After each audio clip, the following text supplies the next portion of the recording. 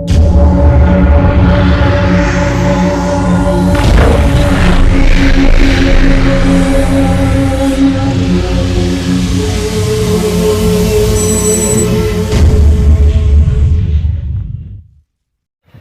Hind, Jai Bharat to everyone.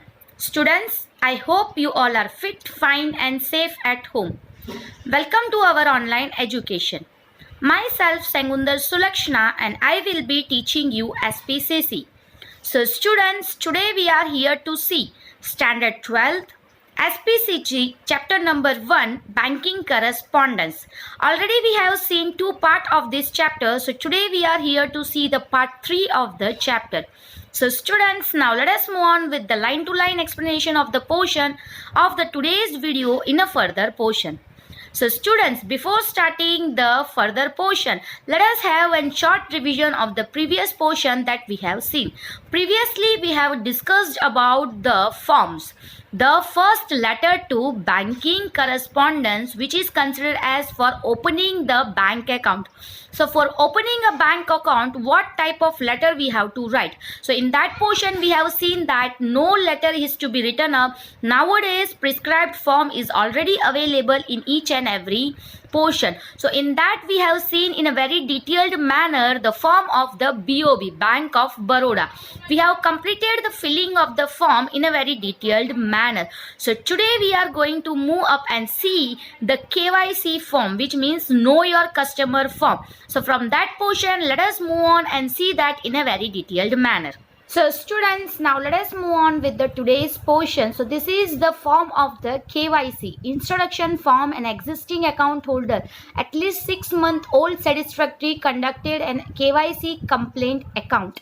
So for this form you have to must having a introduction form. This is considered as who is having the old account, जिसका old account है already 6 months से वो satisfactorily यहाँ पे काम कर रहा हो, उसके लिए KYC कंप्लीट अगर अकाउंट का कुछ हो तो उसके लिए ये फॉर्म भरा जाता है. जबकि ये फॉर्म हर एक फॉर्म के साथ आजकल अटैच कर दिया जाता है ताकि अगर आपकी कोई पहचान में रिलेटिव या आपका कोई जान पहचान वाला उस बैंक में है तो आपका एक गारंटियर की तरह वो काम करता है. So let us see that in a very detailed manner. Name.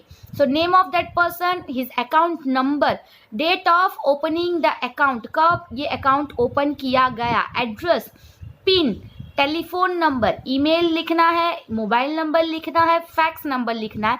अब कस्टमर की आईडी जो दिया जाता है, that customer ID he has to write. Branch name where he is having the account. Type of account, उसका account कैसा है, saving है, करंट है, कैश क्रेडिट है या ओवरड्राफ्ट है. I verify that Mr. Dash are known to me personally since last dash month year, confirms the occupation and address stated in this application form for opening account are correct for the best of my knowledge and belief. अब जो इंसान आपका guarantor का काम करता है, for example आपकी बड़े ब्रदर यानी your elder sister, my elder sister is having account in the BOB, अगर वो मुझे अपना कस्टमर आईडी और अकाउंट नंबर देते तो उनका नाम यहाँ पे आएगा. I we certify that Mr Mrs Jayesh Sengundar is known by, यानी मेरा नाम Sulakshana Sengundar is known by me personally from this month. ठीक है, कितने मंथ से वो मुझे जानते हैं तो कई सालों से जानते हैं तो you will write from this years. वो लिखने के बाद नीचे लिख देंगे सिग्नेचर ऑफ इंट्रोडक्टर, यानी जो मुझे पहचान करवा रहे हैं उस बैंक में मेरे ब्रदर, उनका साइन यहाँ पे आ जाएगा. सो यहाँ पे I we certified that Mr Mrs Miss, तो यहाँ पे आपका नाम यानी जो फर्स्ट एप्लीकेंट का नाम है वो लिखा जाएगा. तो यहाँ पे मेरा नाम लिखा गया और साइन में जो आपको इंट्रोडक्स करवाता है उनका नाम लिखा जाएगा. टाइटल ऑफ द अकाउंट, अब ये जो पूरा पोर्शन है ये कहीं ना कहीं हमारे लिए ये title of the account, title का अकाउंट का टाइटल क्या है, सेविंग अकाउंट. अकाउंट नंबर, जो अकाउंट नंबर है वो बैंक के थ्रू दिया जाएगा इसलिए हम इसमें कुछ नहीं भरेंगे. ब्रांच, ब्रांच कहाँ पे आया तो बोरसद लिख लो, लमवेल लिख लो, जो ब्रांच है उस ब्रांच का नाम लिख दो. अब नेम, आपका नेम पूरा यहाँ लिखना. आपका स्पेसिमेन सिग्नेचर, जैसे फर्स्ट एप्लीकेंट मैं थी तो मैं सेंगुंदर सुलक्षणा मूर्ति लिखूंगी. After writing that my signature, my specimen sign, so that future में मैं जब भी बैंक पे साइन करूँ मेरा साइन मेरा ही है कि नहीं, कोई मेरी कॉपी ना कर ले, इसलिए स्पेसिमेन साइन हमें फॉर्म में देना पड़ता है. I will sign my specimen sign, फिर मुझे अपना एक रिसेंट फोटो वहाँ लगाना है। कस्टमर आईडी, आपका जो कस्टमर आईडी है पैन कार्ड आधार कार्ड वो आप लगा सकते हो, उसका आईडी लिख सकते हो। सेकेंड आईडी, अब सेकेंड जॉइंटली अकाउंट की हमने लास्ट टाइम डिस्कस किया, तो second it's my mother's name, so I am writing Sengundar Meena और Sumati, Sengundar Sumati Murthy, that I have return, even our signature will be done and our recent photo will be pasted up. And third, my father name Sengundar Murthy Subramaniam, he will do his signature and his photo will be signed up. So now name signature, name of whom, mine and mine signature that I will do, SS number that will be given by the bank. Now bank official in whose presence signed, जो वहाँ पे bank officer था उसके presence पे वो नाम लिख के सिग्नेचर हमसे करवाता है। अब form DA, nomination form, you know that form, nomination form का मतलब अगर हमारा अकाउंट वहाँ पे ओपन कर रहे, फ्यूचर में अगर हमें कुछ हो जाता है, हम नहीं है, तो बैंक के खाते में जो पैसा होगा वो कहाँ जाएगा, ठीक है, वो डायरेक्ट बैंक तो ले नहीं लेगा क्योंकि वो हमारा पैसा है, तो मेरे बाद वो पैसे किसी को जाना चाहिए, वो नॉमिनेशन फॉर्म DA1 का होता है। सो नॉमिनेशन के अंदर section nomination under section 45ZA to 45ZF of the Banking Regulation Act 1949 and 2(1) of the Banking Company Nomination Rule 1985 in the respective of bank deposit।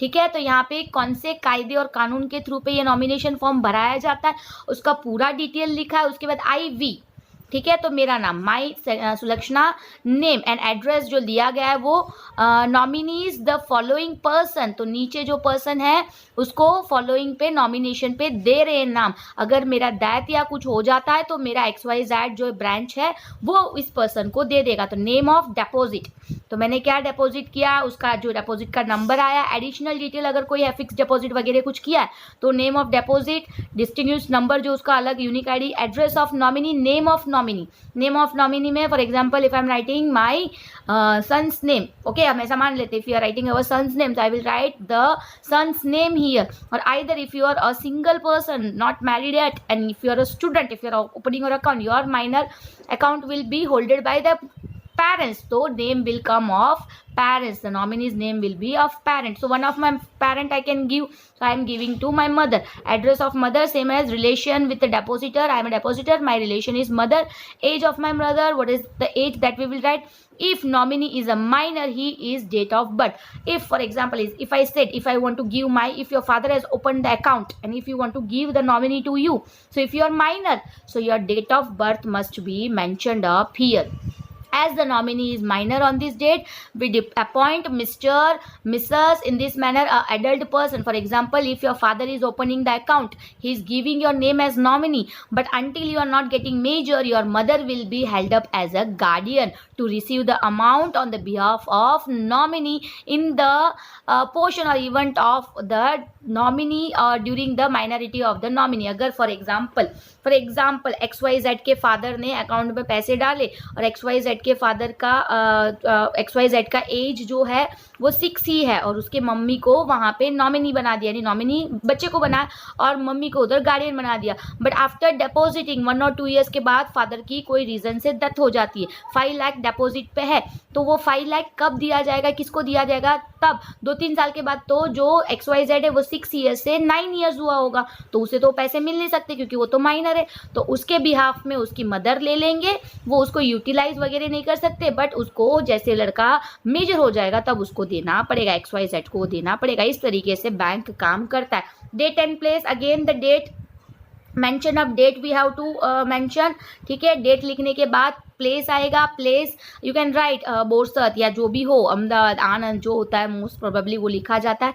लिखने के बाद signature, name and address of witness, ठीक है। अब जो signature witness, हमारे साथ जो इंट्रोडक्टिव मेरे भैया आए थे उन्होंने अपना नाम लिख दिया, विटनेस पे उन्होंने साइन कर दिया। Signature, thumb impression of depositor, मेरा साइन और मेरा थंब इम्प्रेशन दोनों दिया जाएगा। तो इस तरीके से अगर नॉमिनेस के यहाँ पे लास्ट लाइन में लिया है, what deposit made in the name of minor, the nomination should be signed by the personal lawfully entitled to act on the behalf of minor.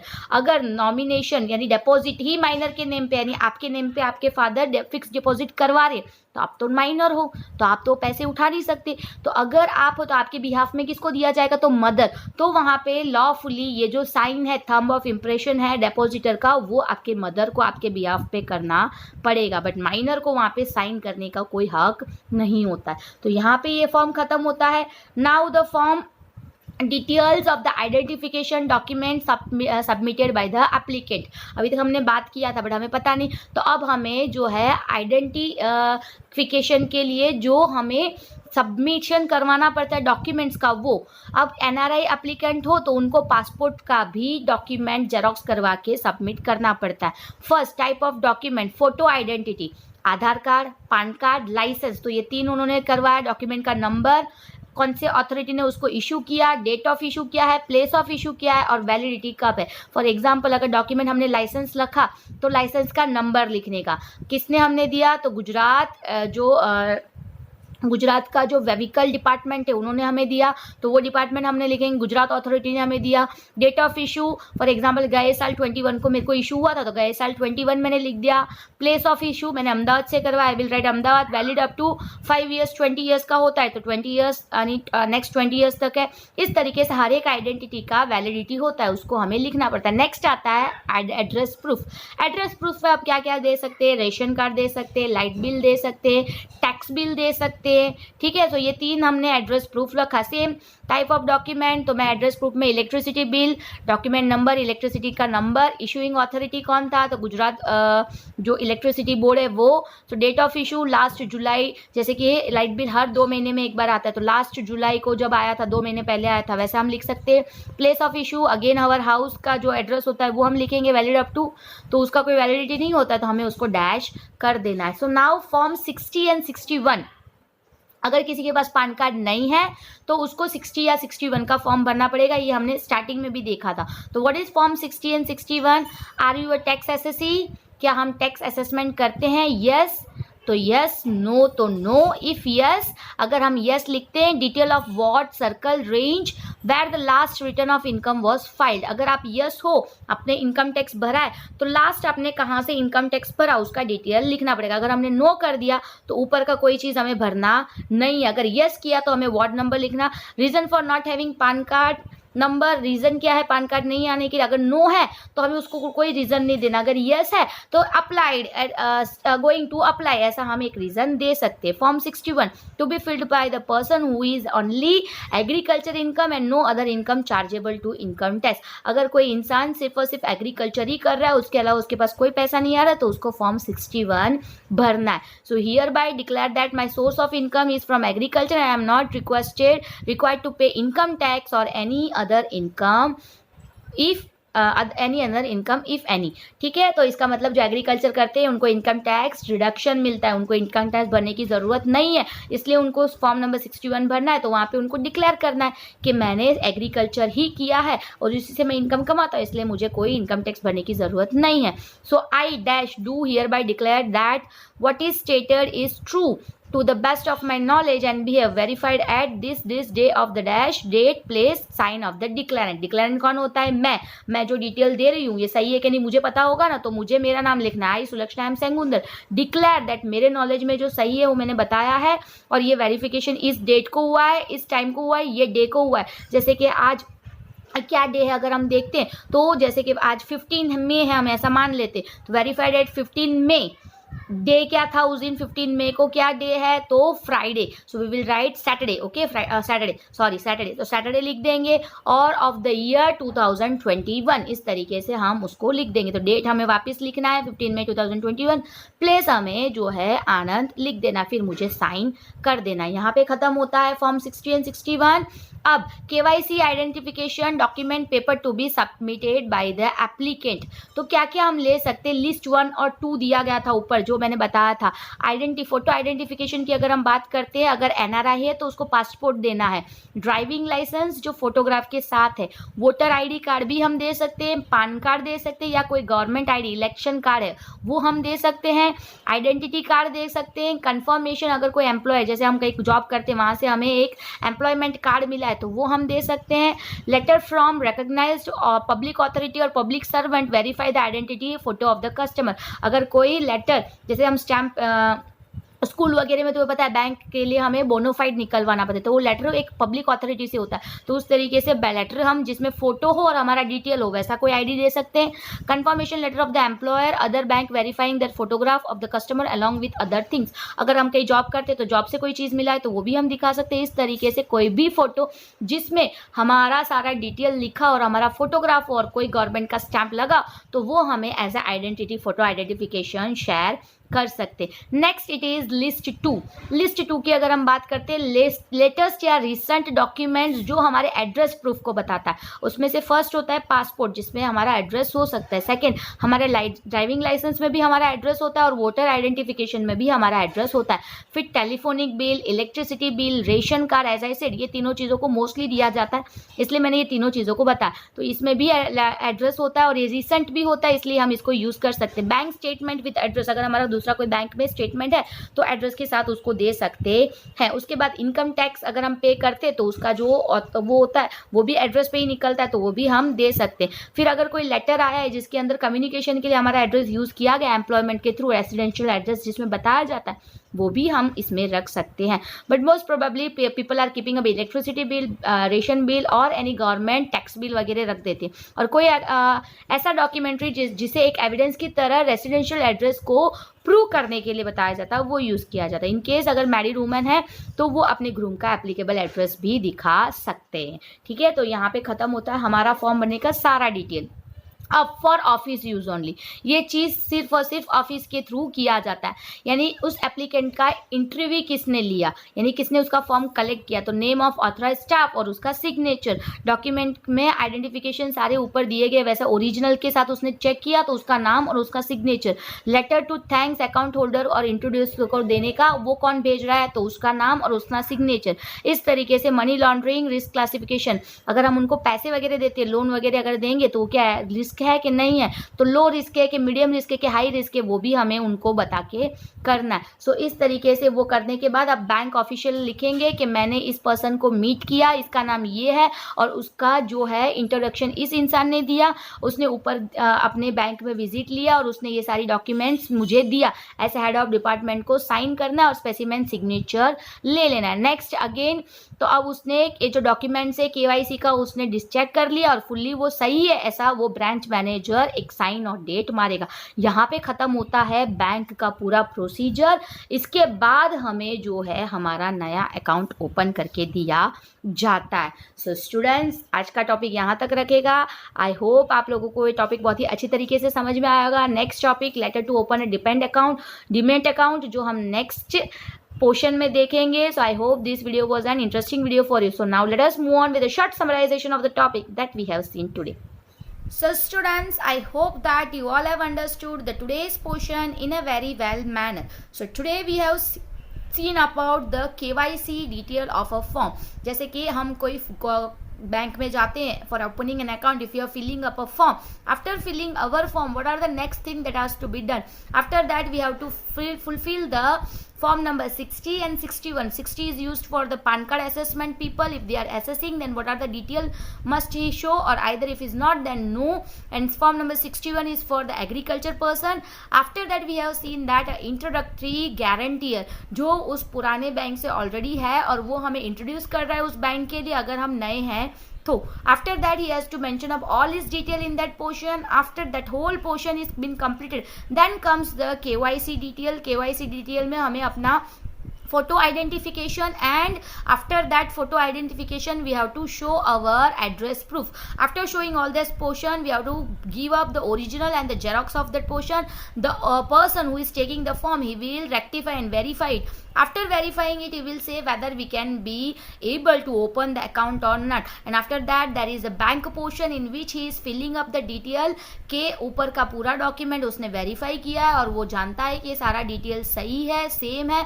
After that all that portion even we have seen the nomination form यानी अगर हमें कुछ हो जाता है तो हमारे बाद वो पैसा किसको मिलना चाहिए उसका भी एक फॉर्म जो है उसके साथ ही दिया जाता है. अगर हम कोई डिपॉजिट करवाते तो उसमें हमें नॉमिनेशन करवाना पड़ता है. अगर नॉमिनेशन माइनर का है तो उसके लिए हमें एक गार्डियन को रखना पड़ता है. अगर वो गार्डियन हम बिहाफ में नॉमिनेशन यानी जो माइनर है उसके बिहाफ में वो चीज़ ले सकता है. और अगर डिपॉजिट ही हम नॉमिनेशन पे करवा रहे हैं तो अभी एक लीगल जो गार्डियन होता है उसे ही साइन और वो अकाउंट का हैंडलिंग करना पड़ता है. ये सारा प्रोसीजर सही होने के बाद ही हमें अपना एक अकाउंट वहाँ पे ओपन किया जाता है. दिखने में तो ये बहुत ही लेंदी लगा पढ़ने के हिसाब से, but practically if you are going somewhere and if you are bringing your all documents, यहाँ जो डॉक्यूमेंट्स बताया गया उस डॉक्यूमेंट के साथ आप कहीं जाते हो और अगर डॉक्यूमेंट्स के साथ आप फॉर्म भर के देते हो तो विद इन 20 to 30 मिनट्स वो काम आपका फुलफिल होके दे दिया जाता है और आपका अकाउंट वहीं पे ओपन अप हो जाता है. So students, until this we have seen, I hope this video was an interesting video for you all. Until the next interesting video is not coming, I hope you all will be fit, fine and safe at home. Until that, Jai Hind and Jai Bharat to everyone.